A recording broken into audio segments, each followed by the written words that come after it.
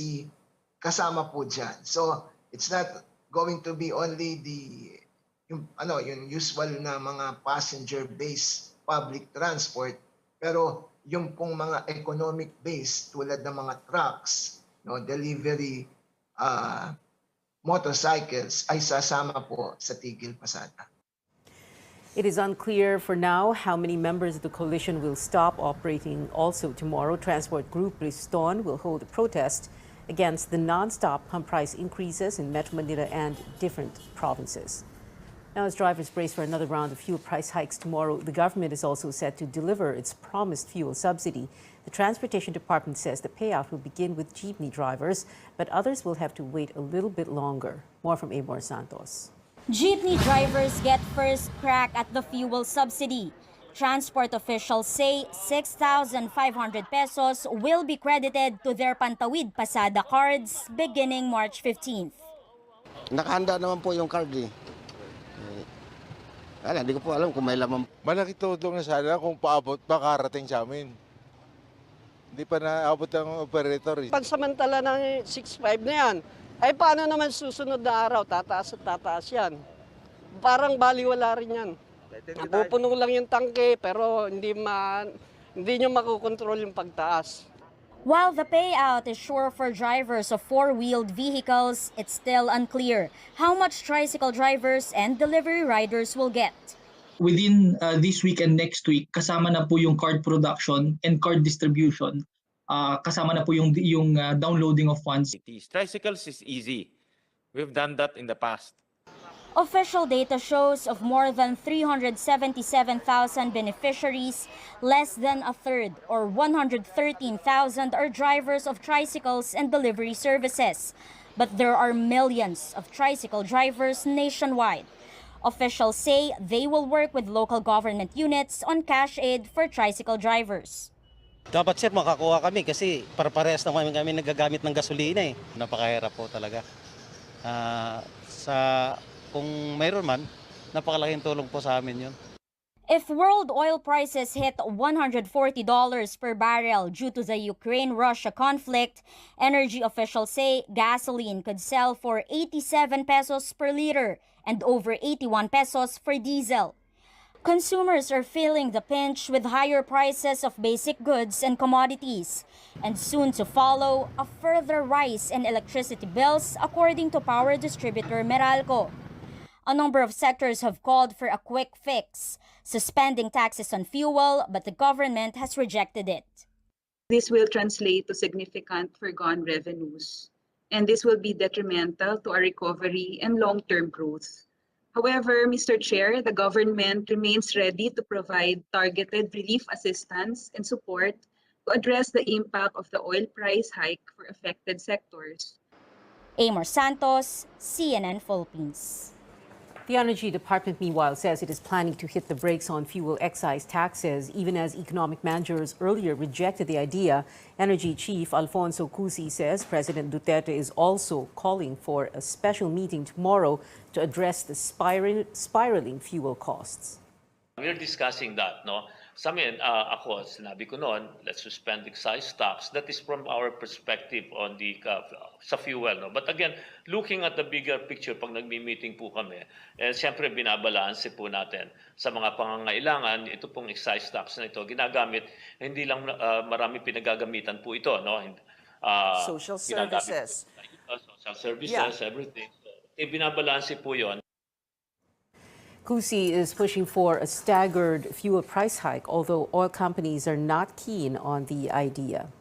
The steady increase in fuel prices has made it even more difficult for many Filipinos to make ends meet.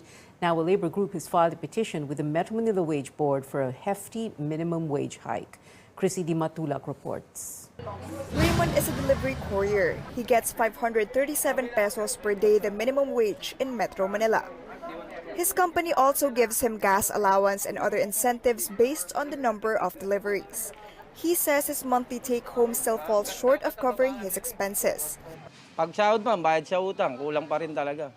Maris will enlist in a manpower agency for overseas work. She says she may reconsider if a wage hike is approved. Maganda nandito ka sa Pilipinas kasama yung mga pamilya mo. Kesa naman umalis ka pa kung sakto naman yung kinikita. Labor Group Trade Union Congress of the Philippines, or TUCP, is seeking a substantial pay hike in Metro Manila. After its petition in 2019 failed to get the Regional Wage Board's approval, it now wants 470 pesos more from the current 537 peso daily wage. TUCP says a higher minimum wage is called for to cover higher prices of fuel and basic goods and commodities. For us, we give what should be given to the workers. The Metro Manila Wage Board last raised the base pay in 2018 worth 25 pesos. Workers are hoping officials will grant a higher amount. This time, wag naman 25 pesos the last time. TUCP says around 5 million minimum wage workers now count themselves as poor.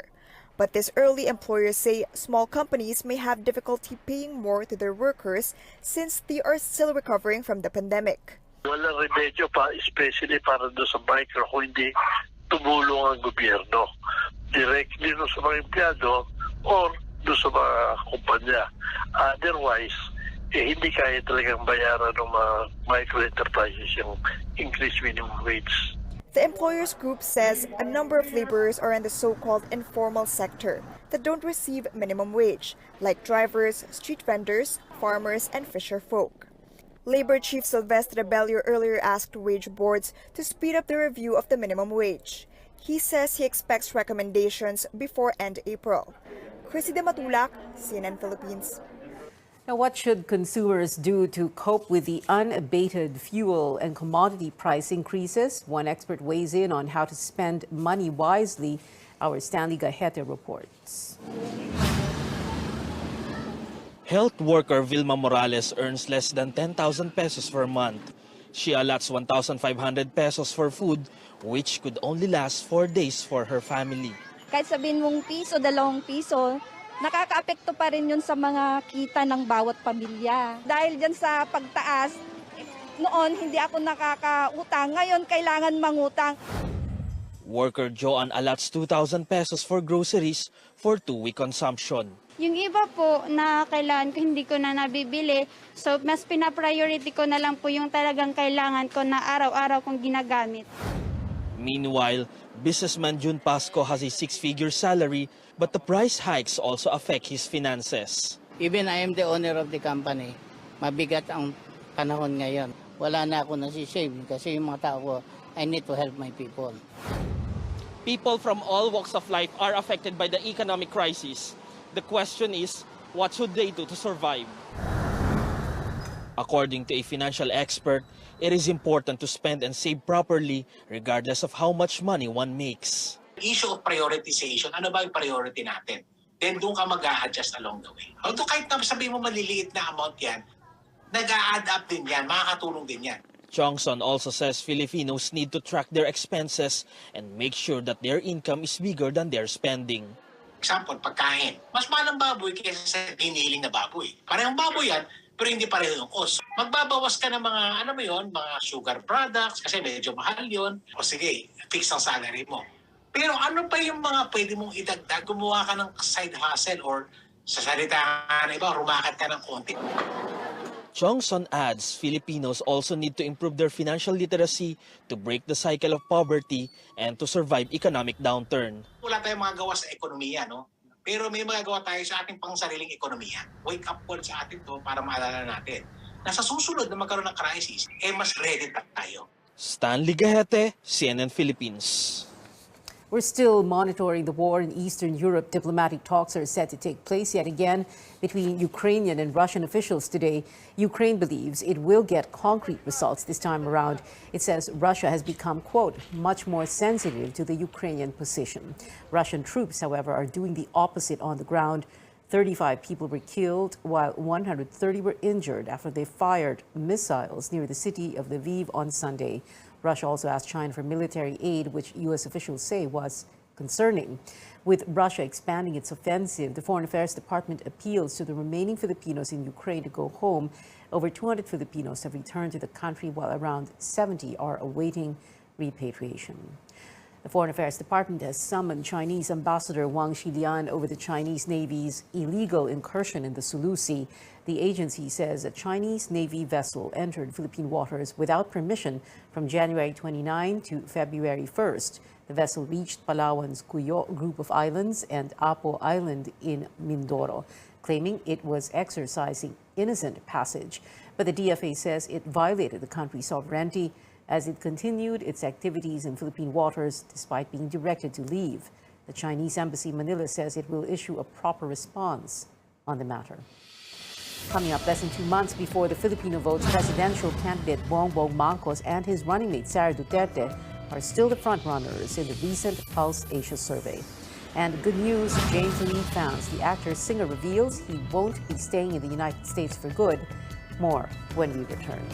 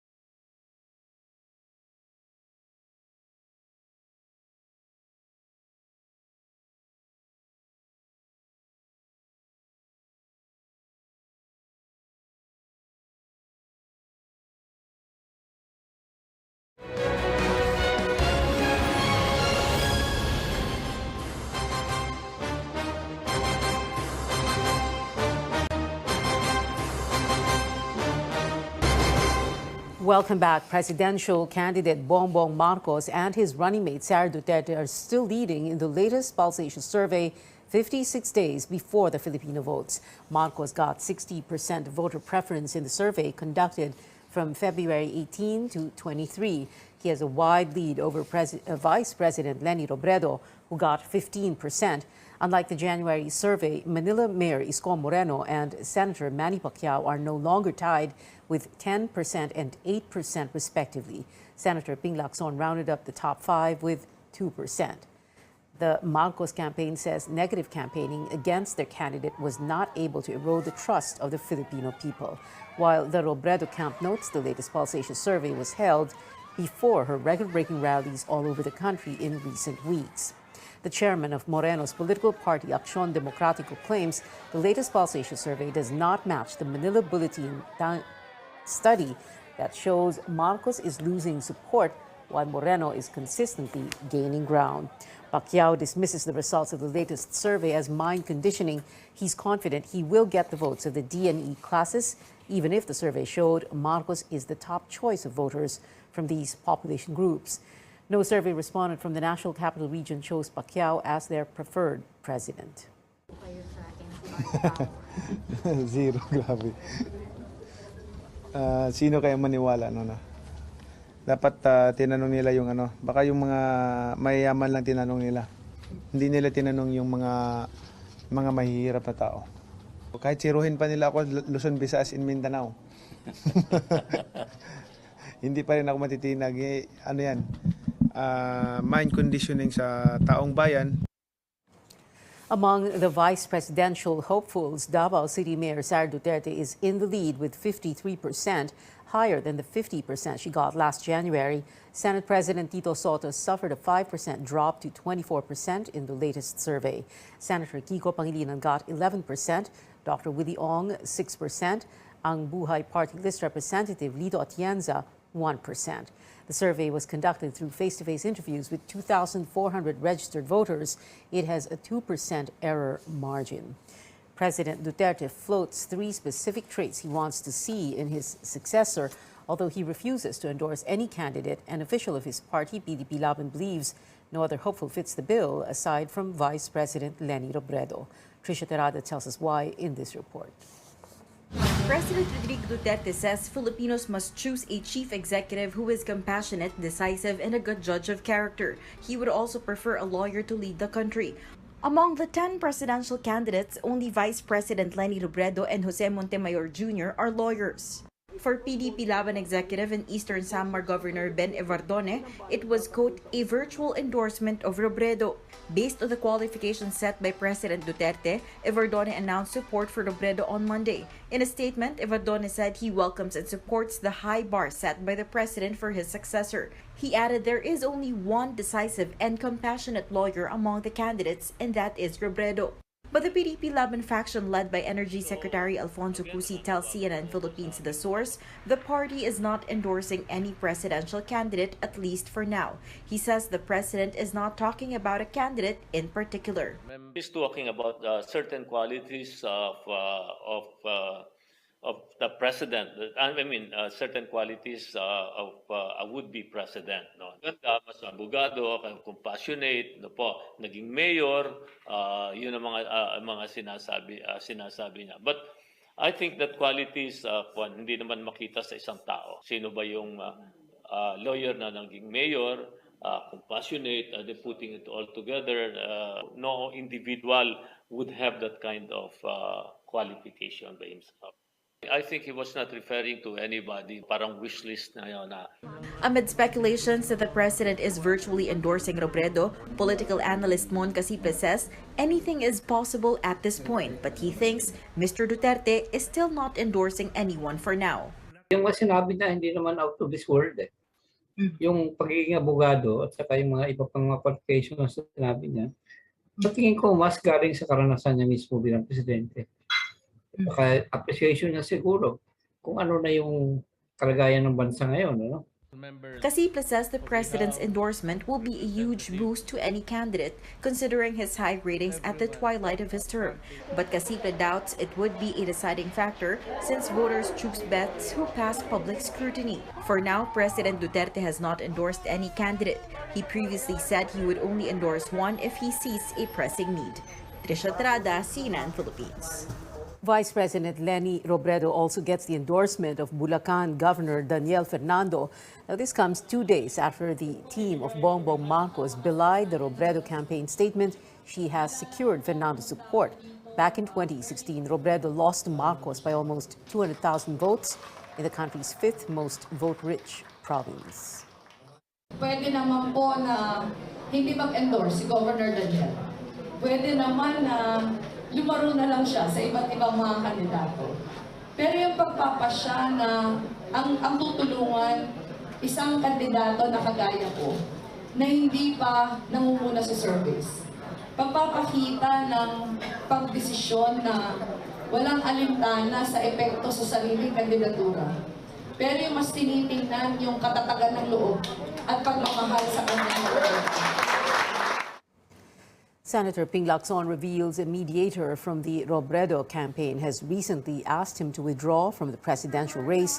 Lacson says the agenda is to have a unified candidate against the son of the late dictator, Bongbong Marcos. The Partido Reforma standard-bearer also accuses the Robredo campaign of claiming he was backing out from the campaign, similar to what they are supposedly doing to Senator Manny Pacquiao. Meanwhile, Lacson says he will welcome an endorsement from President Duterte. Di ba dapat lame duck na? Other presidents in the past, di ba? Pagdating ng towards the last quarter of the term, kita naman natin na parang hindi na iniintindi. Ewan ko kung ano meron doon sa Presidente Duterte hanggang ngayon, maski kumausap na sa ground. Parang yung mga local officials, even congressmen. Hanggang ngayon marami nag-iintay, sino ba i-endorse sa Presidente?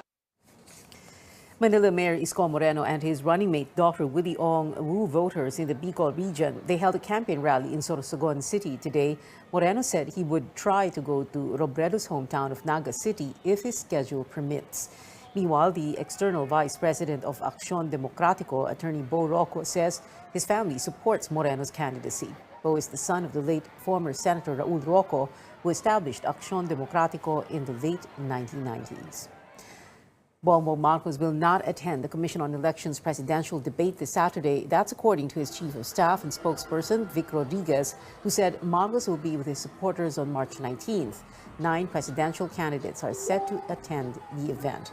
For the March 20 vice presidential debate, only 7 out of 9 bets will attend. Marcos's running mate, Sara Duterte, has not responded to COMELEC yet, although she told media that she will not be participating. Senator Manny Pacquiao's running mate, Buhay Party list representative Lito Atienza, declined the invitation while he recovers from knee surgery. Debate skippers will be banned from airing content in the COMELEC's e-rally Facebook page until the end of the campaign period.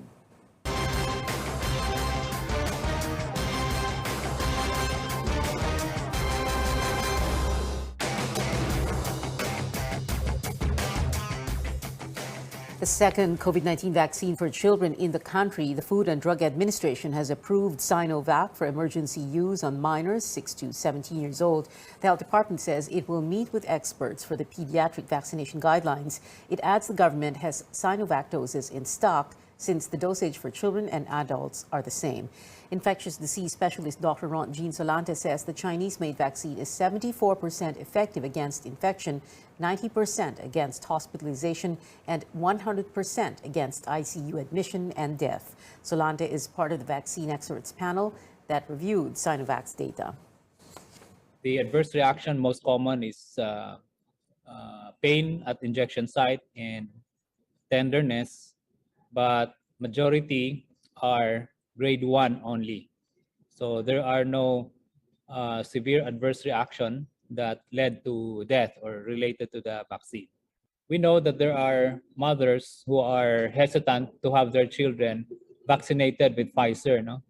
So with another option that they feel comfortable because this is inactivated. So we hope that we can enhance the coverage for the 6 to 17 years old population. Meantime, over 1.1 million people have been vaccinated in the 4th national vaccination drive held from March 10 to 12. This is about 62% of the 1.8 million target. Central Luzon was able to vaccinate 100% of its goal, while the Bangsamoro region again had the lowest coverage at 28%. In other news, little damage recorded from a 6.4 magnitude earthquake which struck Lubang, Occidental Mindoro at 5:05 a.m.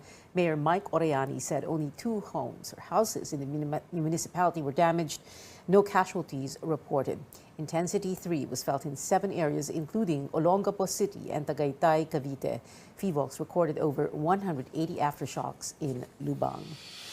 Still on Newsnight, star pole vaulter E.J. Obiena missed the World Championships in Serbia. How is this going to affect his ranking? And actor singer James Reid will return to the Philippines next month, contrary to rumors he moved to the U.S. You're watching CNN Philippines.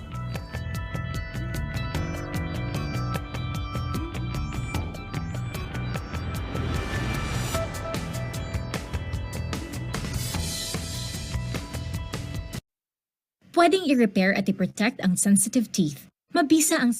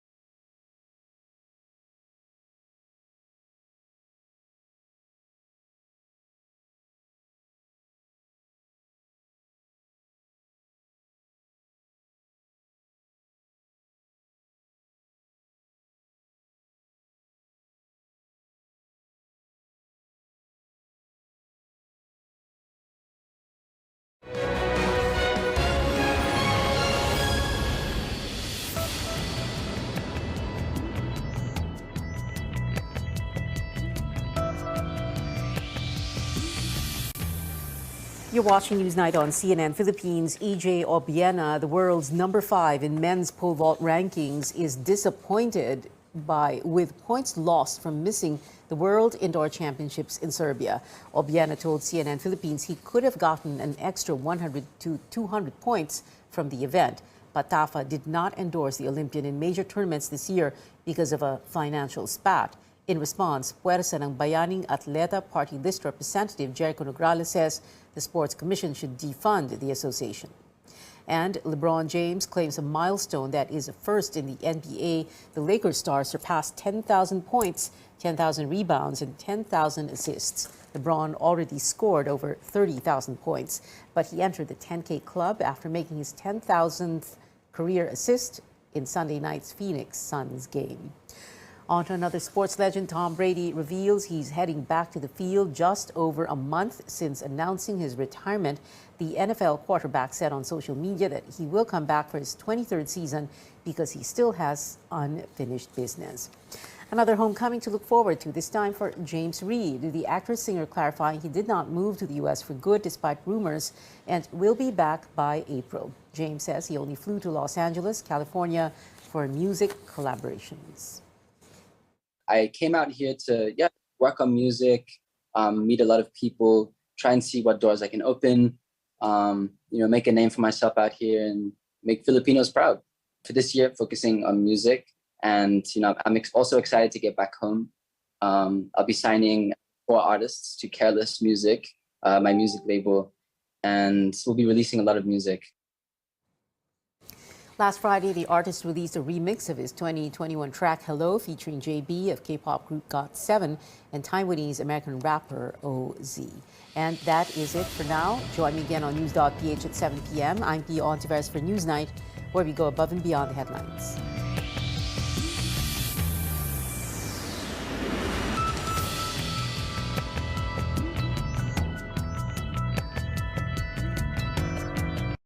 This program is brought to you by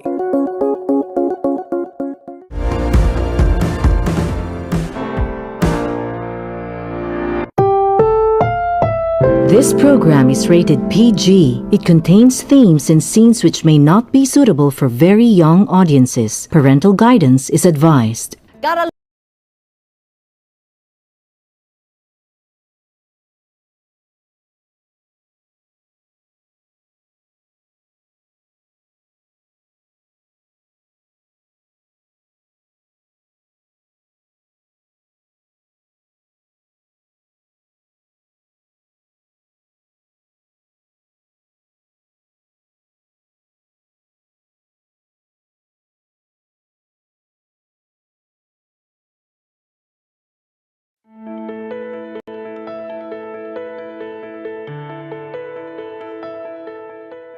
Heart disease is a leading cause of death here in the Philippines. In fact, it affects 1 in 6 Filipinos. For the most part, it's a consequence of an unhealthy diet.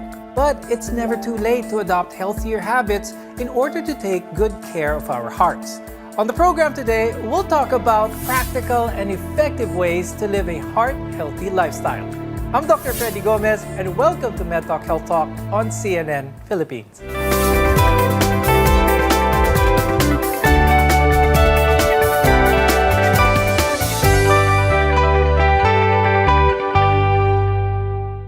At the very core of our overall health is our heart.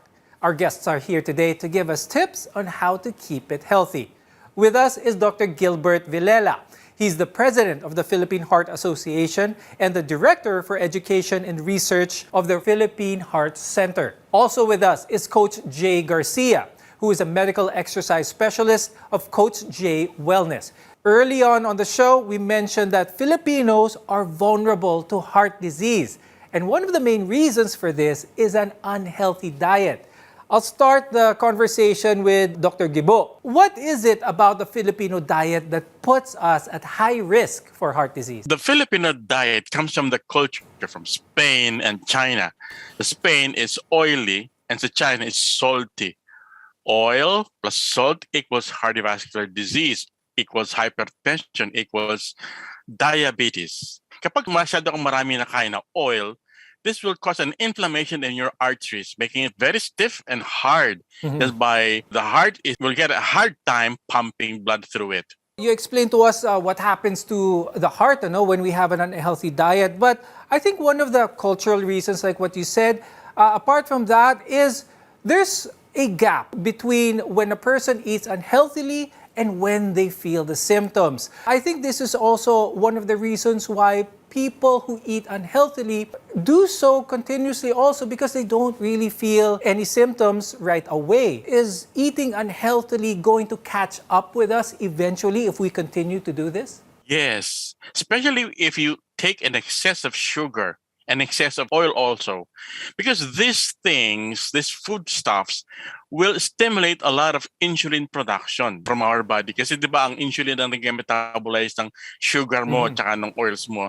And then, mag-overwork ang liver mo and then it will secrete a lot of fats. And these fats will cause fatty liver and fatty liver is the gateway to diabetes and metabolic syndrome. Now, yung excess oils and sugars will harden your arteries. Remember na yung arteries mo, dito pinapump ng puso mo yung blood para mag-circulate. And tigas-tigas yan. So yung heart mo, hirap na hirap siya mag-pump. So what happens is, ang una-una mong mararamdaman ay chest pain kung minsan, shortness of breath kadalasan, and then mamamanas ka o edema ang tawag. Kasi sobrang hirap na ang puso mo. Let's talk about yung kapartner ng eating healthy, which is exercise. Coach Jay, gaano ka-importante ang exercise or physical activity sa ating mga puso? Very important, no? Kasi exercise, we as humans were designed to move talaga. So if we don't move much, no, the problem with that is yung stored excess energy natin will turn into fat and eventually will lead to cardiovascular diseases. Coach Jay, ano yung mga mas common na misunderstandings with regards to exercise? Is mahal ito, kailangan member ka sa isang gym? Is this true to be able to get an effective physical workout and to be healthy overall? Not really naman kasi exercise can be, especially now during pandemic, can be done at home. There's a lot of form of exercise that you don't need bulky or expensive equipment. So for example, you can use your body weight, focus on the basic movement patterns such as pulling movements, pushing movements, squat movements, rotation movements. Our goal naman is at least exercise 30 minutes a day of physical activity is a good start. For now, let's talk more about heart disease. And this includes a number of problems that can affect your heart. Here in the country, the most common are ischemic heart disease and hypertension. Dr. Gibo, tell us about these conditions. What happens to the heart of a person with these cardiovascular diseases? Well, pag sinabi meron kang ischemic heart disease, ang pangunahing symptoms dyan ay chest pain. Actually, hindi naman siya actually pain. It is a discomfort sa gitna ng chest mo na parang mabigat o masikip ang paghinga. Usually triggered ng movement o ng exertion.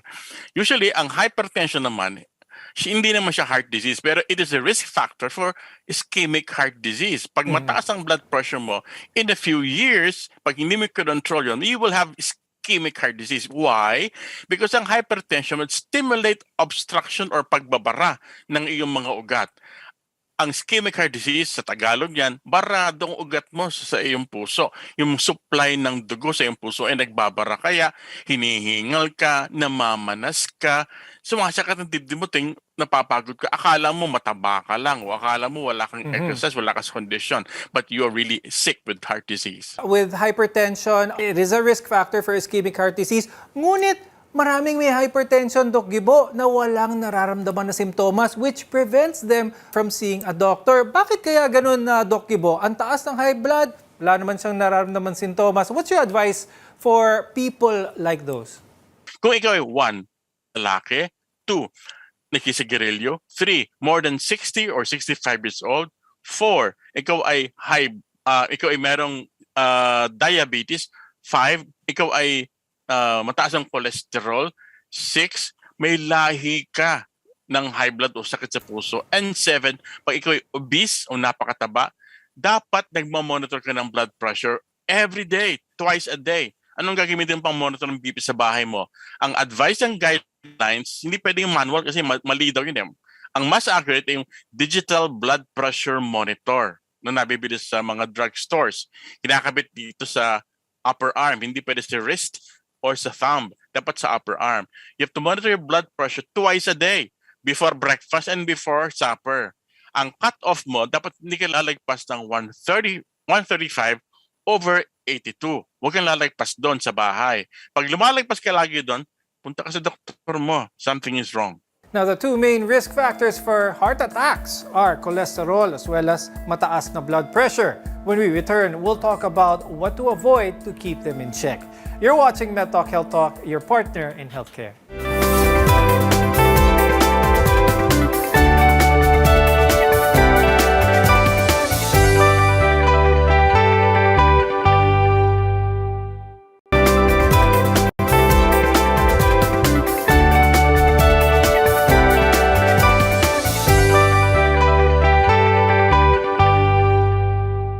I'm Dr. Freddy Gomez and welcome back to Med Talk Health Talk, where caring is our calling. A healthy heart often means a longer life. And among the factors that can contribute to heart disease are cholesterol as well as blood pressure, high blood pressure for that matter.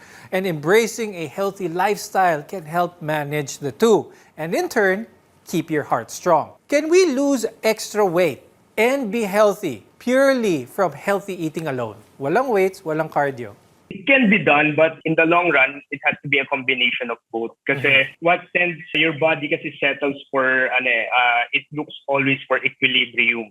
So for example, you tend to eat less, diba? Kasi you want to lose weight. Yeah, you lose weight at some point, but eventually your body will treat it as like you're in a starvation mode. Or for example, si Coach Jay kumakain ngayon ng konti. So what I need to do is slower ko yung metabolism ko. And by that means, babagal na yung weight loss mo and eventually magpa-plateau ka. Pero Coach Jay, pagdating sa exercise, we all have the idea, pagdating natin ng exercise, gym, strict program, maraming pawis, lots of perspiration.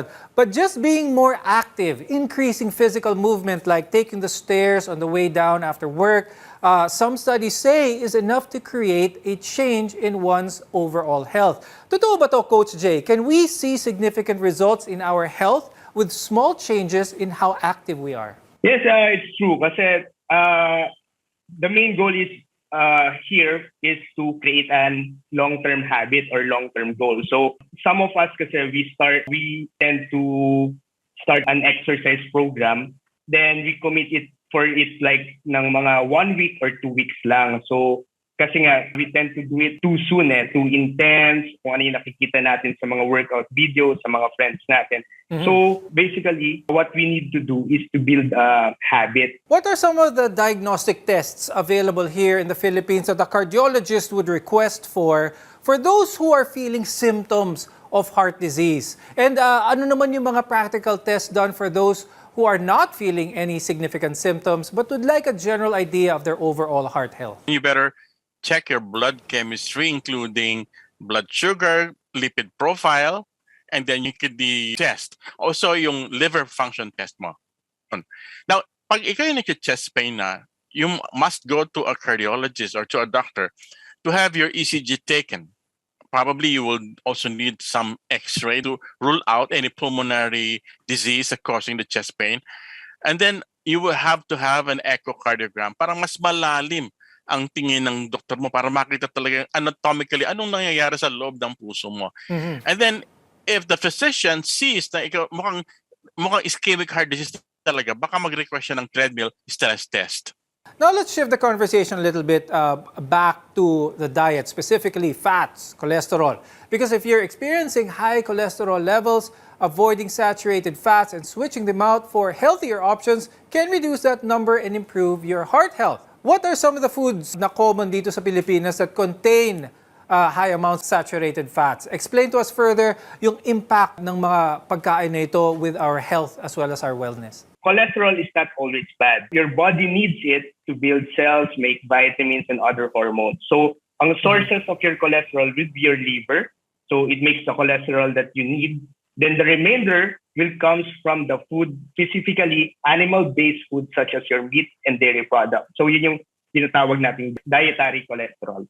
So examples of food na mataas yung saturated fat dito sa atin is of course yung mga beef, mga pork, ice cream, some baked food and fried food, and butter. So kung titignan natin yung dynamics ng diet natin dito sa Philippines, marami tayong nilalagay na ganito sa mga pagkain natin. For example, adobo. So ang adobo natin tends to be oily, salty, and mataas yung fat. So it affects our diet talaga in a bad way. Doc Yubo, when it comes to diet natin, you explained earlier na ang sugar din talaga ang isang malaking culprit ng pagkababa ng ating heart health. What about salt? What about itong mga extra taba? Are they just as bad, or what should our viewers know about salt as well as fats? Too much salt will increase your blood volume. Hindi naman dadami yung blood vessel mo, pero dadami yung blood na nasa sa loob niya. Kaya tataas ang pressure. So it increases. Too much salt increases your blood pressure. Hanggang ano lang daw tayo, 1.5 teaspoon the most. No? O kaya 1 teaspoon a day. Ngayon, sa fats naman, did you know na yung research showed na hindi sila nakakakos ng diabetes and heart disease. What was seen in research and in randomized controlled trials ay red meat, meaning pork and beef.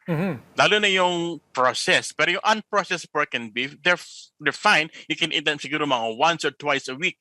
Pero yung processed meats like yung mga binibili sa delicatessen, yung mga bacon, ham, and so forth and so on, siguro mga never in a day, so in a week. So talagang pwede ang unprocessed. Pag-usapan naman natin ang medications that are catered towards, let's say, cholesterol. Merong gamot na para pampababa ng cholesterol, merong gamot na pampababa ng blood pressure, and all of these.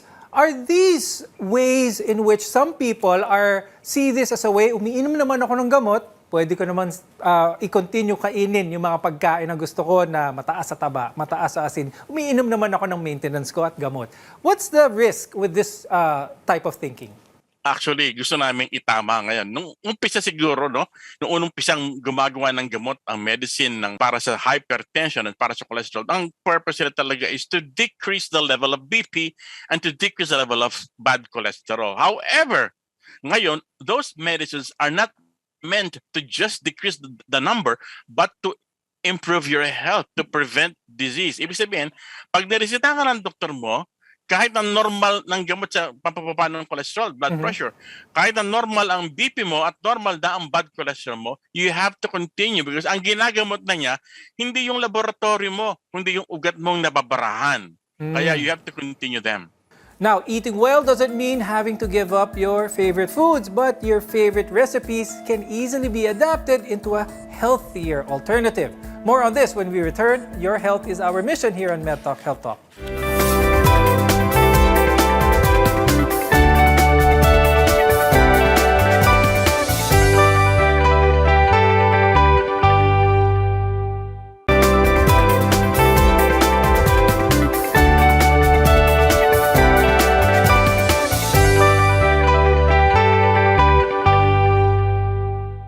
I'm Dr. Freddy Gomez, and this is MedTalk Health Talk, your partner in healthcare. A healthy lifestyle involves a well-balanced diet, enough physical activity, and of course, a good and positive outlook. Today, we're here to help you adopt some of these simple habits to improve your overall heart health.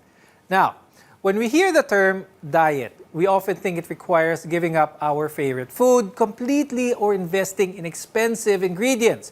Healthy cooking doesn't mean you need to be a gourmet chef. There are many ways to make meals healthier. Is it true that in order to have a healthy heart, one must live a life of bland food? Hindi kailang bland. Dapat may salt pa din para masarap, no? May konting oil para may taste na masarap and everything. Ang problema kasi is the excess. Yun ang problema, yung excess. Too much. Kaya ang campaign is a balanced diet. Yung pinggang Pinoy, makikita nyo na merong isang tasang kanin, may isda or meat, tapos may gulay and fruits. Yun, kompleto na yun. Pero pag sinobrahan mo doon, it excess ang tawag doon. So yun ang mali na. Now, for those starting their journey to eating healthy, it is often a road with many challenges. Nothing worth doing in life, ika nga, is easy. One of the harder challenges is keeping those cravings at bay. Coach Jay, anong mga tips na pwede mo ibigay to give those experiencing food cravings, lalo na yung cravings para sa sugary or salty food? For my tips as a fitness professional, for example, if you mga Pinoy is heavy on sauce. Mahilig tayo maglagay ng mga sauce sa mga pagkain in everything that we eat almost. So instead of focusing on full fat base or cream based na sauce, we may shift to a light sauce. For example, we focus on herbs and spices to add taste to the food. And another tips that I can give you is go for soups. Kasi ang mga soup, it can fill you with fewer calories. Instead of focusing on cream-based na soups, focus on broth-based. So you can mix it up with vegetables such as lentils or beans to add fiber on your diet. Probably the important part of the entire episode, and that is talking about prevention. Dr. Gibo, there are also other ways to prevent heart disease. Let's talk about this for our viewers. Number 1, do not eat too much. No? Paano ma-suppress yung appetite mo? By exercising. Did you know na those people who are exercising, mas less ang kanilang food intake? And then substitute nyo yung mga white rice and white bread with brown rice or brown bread. No? Kasi yung isang cup ng white rice niya is 200 plus calories na yan. Mantalang 1/3 lang ang calories na laman ng brown rice. Mm-hmm. And then yung mas tama si Jay, mas lentils ka, mas ako yung cauliflower rice, it's very good.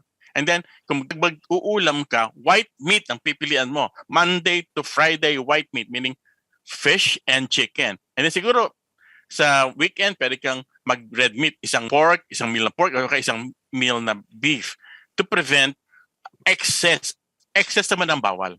Now remember, adopting these habits require the right mindset and a long-term commitment, but it will be worth it. Thank you to our cardiologist, Dr. Gilbert Villela, and medical exercise specialist, Coach Jay Garcia, for being with us today and for sharing your expertise. I'm Dr. Freddy Gomez, and thank you for watching MedTalk Health Talk on CNN Philippines. We'll see you again next time.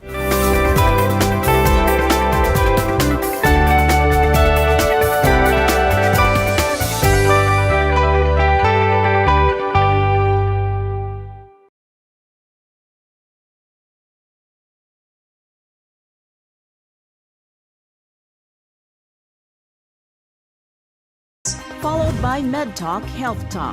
We'll talk about how to keep ourselves healthy during the pandemic. Politics as usual. In this country, not everything really goes according to plan, and politics is, as usual, Up close and more. Catch CNN Philippines Hour on DZKI-IRIGA. Weekdays, 6 to 7 p.m. Sa pagpili ng liderato, laging tatandaan, dapat nasa kanya lahat ng katangian na maka-Pilipinas. Taong may respeto sa buhay at pamilya, makabuluhan at matinoong pamumuhay. Siya yung makapagtataguyod ng kabutihang panlahat, di mangiiwan, makakasama ang lahat. Malinaw ang pananaw sa makabagong bukas, makatwiran at patas makisama, at higit sa lahat makadiyos siya dapat. Sa pagpili ng liderato, laging tatandaan, dapat nasa kanya lahat ng katangian ng maka-Pilipinas, maka-Pilipinas. Gabayan ng Pilipinong bumoto ng responsable. Yan naman ang aming Panatang Maka-Pilipinas. Iboboto ko Maka-Pilipinas. Makabayan sa lupang sinilangan. Makataot may respeto sa buhay at pamilya. Siya ay makatwiran at patas makisama. Masigasig tumulong makaahon ang bawat isa. Makatarungan, makalingat, maalalahanin sa kapwa. Makakasama ang lahat, siya'y di mangiiwan. Siya ay makapagtataguyod ng kabutihang panlahat. Siya ay makabatas. Siya ay makatotoo. Siya ay may malinaw na pananaw para sa makabagong bukas. Higit sa lahat, siya ay makadiyos. Kaya't ayaw niya ng karahasan, siya'y makakapayapaan. Iboboto ko ang isang tao na makakalayaan. Isang leader na makakalikasan. Isang Pilipinong makabuluhan at matino ang pamumuhay. Sa isip, sa salita, at sa gawa. Gabayan ang Pilipinong bumoto ng responsable. Yan naman ang aming panata sa PBCRV. CNN Philippines Hour sa RPN-DZKI-IRIGA alas 6 hasta alas 7 ng manggi, Lunes hanggang Biyernes. CNN Philippines Hour.